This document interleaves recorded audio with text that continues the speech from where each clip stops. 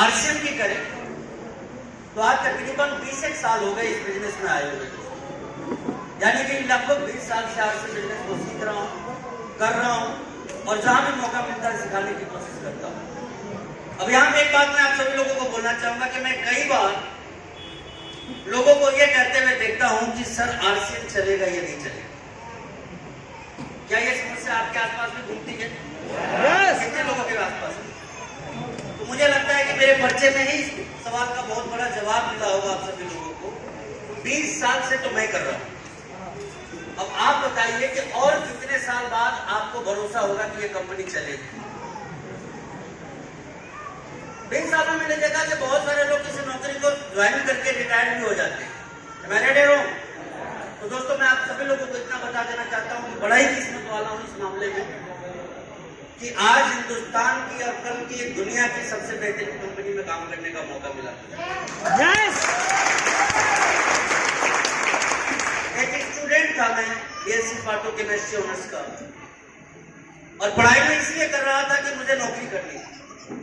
नौकरी करने के पीछे भी वजह बहुत साफ था कि जो मेरा सॉफ्टवेयर बैकग्राउंड था वो कुछ ऐसा था कि घर में मैक्सिमम लोग सर्विस करने वाले, एक ज्वाइंट फैमिली का रहने वाला बच्चा था मैं, और ज्वाइंट फैमिली में मेरे यहाँ बहुत सारे लोग रहा करते थे, जिसमें तकरीबन 40 लोग ऐसे थे जो सरकारी नौकरी में काम करने वाले थे। ऑब्वियसली हम लोग भी जो पढ़ाई कर रहे थे वो किस लिए कर रहे थे? आप जो पढ़ाई करते हैं वो किस लिए करते हैं?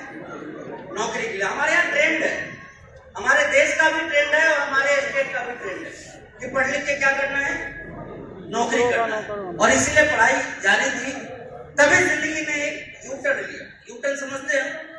आप आगे जा रहे हैं और अचानक पीछे आ जाए, या पीछे जा रहे हैं और अचानक आगे चले जाना, उसको यूटर्न बोलते हैं।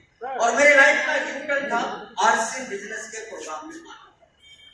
मैं आप सभी लोगों को बता देना चाहता हूँ कि कुछ टाइम आरसीएम में आने से पहले मैंने इंश्योरेंस का भी काम किया था, और उसी के सिलसिले में मुझे वेस्ट बंगाल मालदा टाउन में जाने का मौका मिला। मुझे मेरे चाचा जी के पास में जो रेलवे के चीफ फूड इंस्पेक्टर हुआ करते थे उस टाइम, उन्होंने बोला कि एक प्रोग्राम है, चलो मेरे साथ। जब मैं प्रोग्राम में गया, हजारों लोगों की भीड़ थी, और नजदीक रखो, हजारों लोगों की भीड़ थी। वहां पे मैं पहुंचा, कुछ समझ में नहीं आया। जिंदगी का पहला अनुभव था। पहली बात तो इतने सारे लोगों को इकट्ठा एक साथ कभी देखा ही नहीं, क्योंकि ना कभी किसी रैली में गया था और ना ही किसी धार्मिक कार्यक्रम में उसके पहले गया था। इतने लोगों को एक साथ देखा था, मैं हैरान हो गया। और उससे भी ज्यादा हैरानी की बात यह रही कि हर बात पे, या यूं कहें कि बात बात पे तालियां, या तो लोग खुद से ताली बजा देते थे और या फिर जबरदस्ती उनसे बजवा दी जाती थी।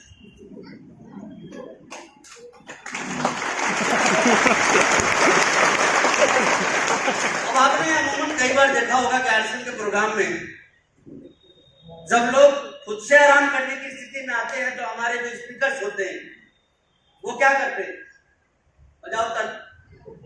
ज्यादा परेशान कीजिएगा तो खड़े करके बजवाएंगे आपसे, लेकिन बजवाएंगे तो अब समझ में नहीं आता कि वो ताली बजवाते हैं या हमको बजाते हैं।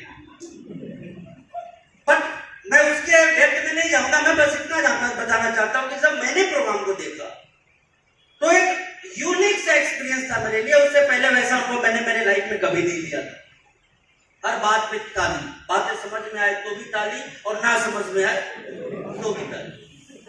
चीजों को मैं देख रहा था, परेशान हो रहा था, तभी उस प्रोग्राम के अंदर उस प्रोग्राम के विजिटिंग लीडर आए, और विजिटिंग लीडर ने आते ही जब अपनी बातों की शुरुआत की, मैं कहां खो गया मुझे अंदाजा भी नहीं रहा, आवाज भी नहीं रहा। इस चीज एक शानदार पर्सनालिटी स्टेज पे आते ही अपना नाम बताने के बाद उन्होंने अपनी इनकम बताई, मेरे पैरों तले जमीन खिसक गई।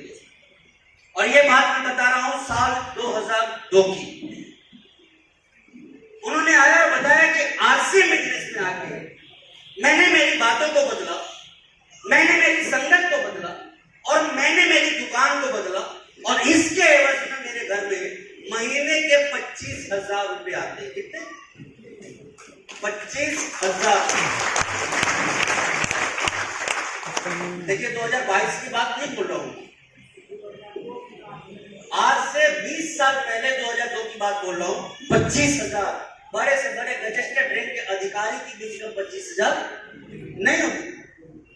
जमीन खिसक गई पैरों के नीचे से कि सामान बदल के, बात बदल के या संगत बदल के कोई इतना पैसा कमा सकता है। और ये बात सिर्फ दिमाग में इसलिए आई कि उस टाइम मेरे पिताजी नौकरी कर रहे थे और पिताजी की जो सैलरी आती थी ना वो 6,500 रुपए की। मैंने कहा कि एक आदमी काम करके 6,500 कमाता है और एक आदमी दुकान बदल के 25,000 कमा सकता है, तो इससे बेहतरीन अपॉर्चुनिटी कहीं मिल सकती है क्या? और वही चीज दोस्तों समझ में आई और वहां से एक डिसीजन लिया इस बिजनेस को करने का। मैं आपको बता देना चाहता हूं, बिजनेस करने का निर्णय लेना बड़ा आसान था, क्योंकि वो काम बैठ कर करना था मुझे।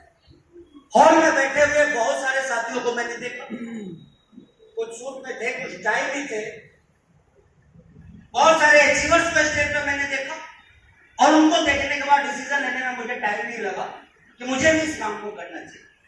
लेकिन कहते हैं कि औकात यदि किसी व्यक्ति को अपनी नापनी हो ना, तो उसको आज से बिजनेस ज्वाइन करा दीजिए, अपने आप उसको पता चल जाएगा कि कितनी पानी में वो खड़ा है।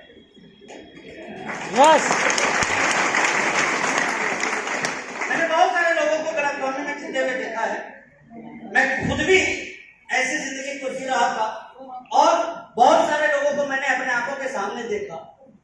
100 चुटकी का काम है, 200 चुटकी का काम है, 500 लोगों को लाना चुटकी का काम है, लेकिन सारे तो यहाँ इकट्ठी हो जाते हैं जब किसी को ज्वाइन करवाना होता है। यस और नो?